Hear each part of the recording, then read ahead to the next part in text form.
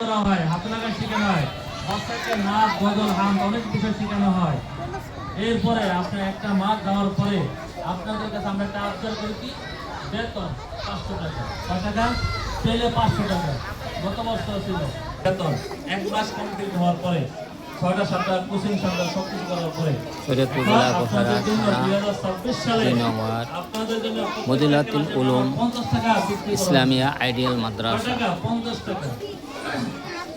পেলে হইলে আমরা 550 টাকা, পুরস্কার নার্সারি হলো 650 টাকা, ওয়ান হলো 650 টাকা, আর দ্বিতীয় শ্রেণী হলো 650 টাকা। মানে শুধু 50 টাকা বিক্রি করা হয়েছে।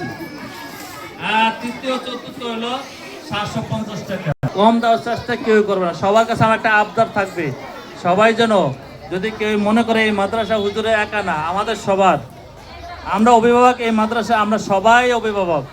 আমরা কিভাবে মাদ্রাসা চালাইতে দরকার সেটা হুজুর যেন সহযোগিতা করি, হুজুরে কষ্ট ব্যাক না পায়। যদি আপনাদের এই চিন্তা চেতনা মন মাথা থাকে তাহলে আমি সুন্দরভাবে চালাইতে পারবো।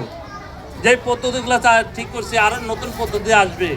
যদি আপনাদের চিন্তা চেতনা ভালো থাকে এবং আমার 50 টাকা 20 টাকা, মাত্র 50 টাকা, তা আমার তাহলে আমি মাদ্রাসা চালাইতে গেলে হুজুর খাবো। শিক্ষক যেইভাবে অগ্রসর হইতেছে, যদি মাসিক বেতনটা আমি কমপ্লিট না করতে পারি, একটা শিক্ষক তখন ক্লাসে মন বসবে না। বিদায় আপনাদের বেতনের টাকা দিয়া আমি মাদ্রাসা চালাই, শিক্ষক চালাই, বুয়া কষ্ট, কারেন্ট বিল সমস্ত কিছু বহন করি। এখানে কোনো অনুদান নাই। বিদায় আপনারা সবাই চালাইতে পারবো। এই বেতনের ব্যাপারে গেল। এরপর আরেকটা বিষয়, সেটা হইল এখনো মানে জানুয়ারি শেষ, অনেকের ভোট টাকা বাকি আছে, ভর্তির টাকা বাকি আছে।